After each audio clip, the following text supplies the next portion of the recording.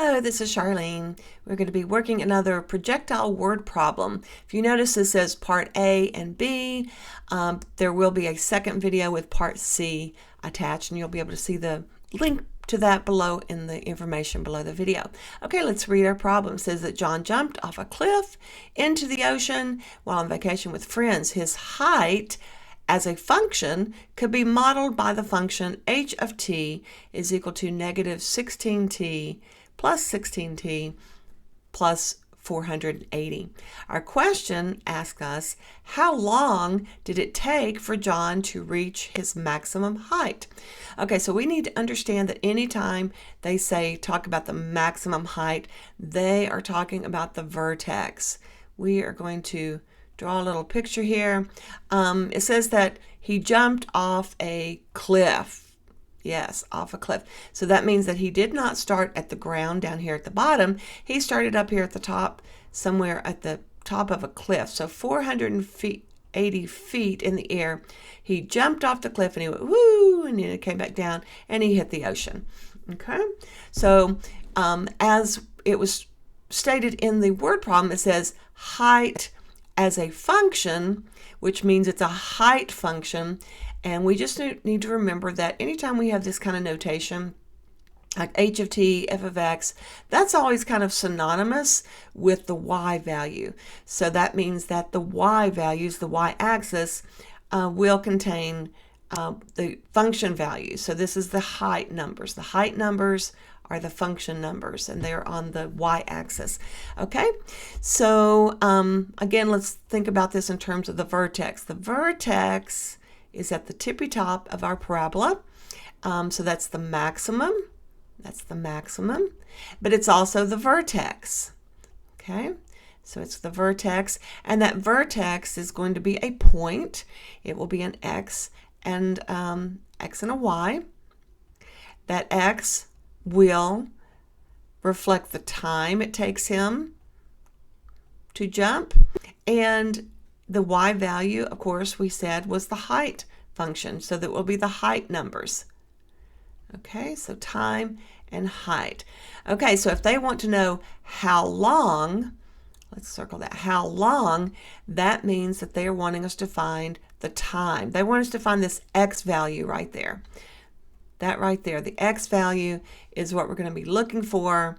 The x value of the vertex.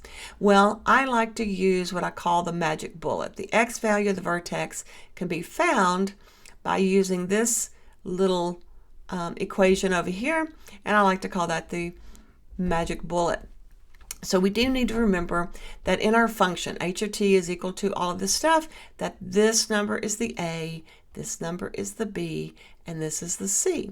So we're going to plug this b number into our equation in order to identify the x value of our vertex. So let's go ahead and do that. It's going to be negative b, so it's going to be negative 16 over 2 times the a, which the a is negative 16. And we will notice that the negative 16s will cancel out, and it will leave me with 1/2 seconds.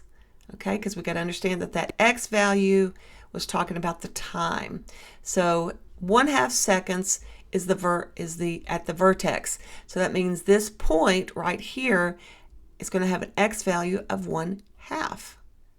Okay, and that is actually the answer for the first question. How long did it take him to reach this maximum? Well, it took him a time of 1/2 seconds. So we can go ahead and just list that as how long did it take? It took him 1/2 seconds. And that's the answer for the first question.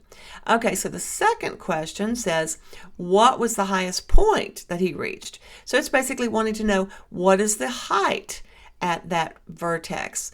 Okay, so how are we going to do that? We're going to take this value for the x value. This is the x of the vertex. This is the x is equal to that at the vertex.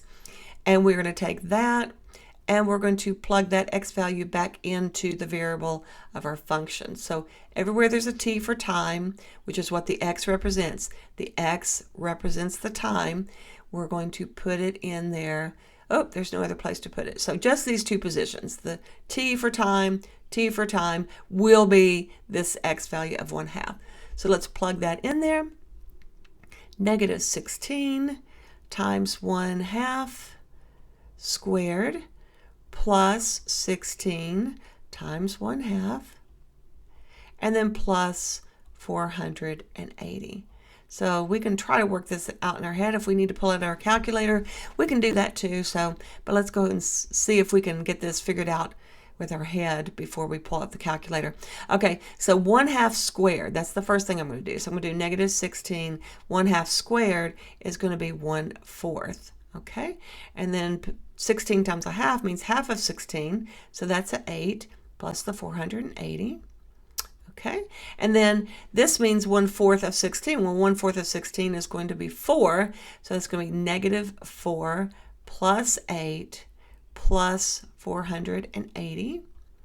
Okay, so if I go ahead and continue to use order of operations, negative 4 plus the 8 is 4 plus 480. That means that his max height is going to be 484 feet. So when he jumps off the cliff at 480, he's going to jump and dive, and he's going to curve upward, and he's actually going to hit a height of 484 feet. So that right there is the coordinates for my vertex right there, and that also gives us the answer for our second question. What was the highest point? The highest point was 484 feet in the air. So hopefully this helps you think about this problem, how to visualize it, and how to know what tools to use to solve it. Like I said, magic bullet over here is really key for me to find the vertex. Magic bullet. And this magic bullet right here helps me find the X value of the vertex. Okay, you have a great day. Click on the like button, click on the subscribe button. We'll see you back later.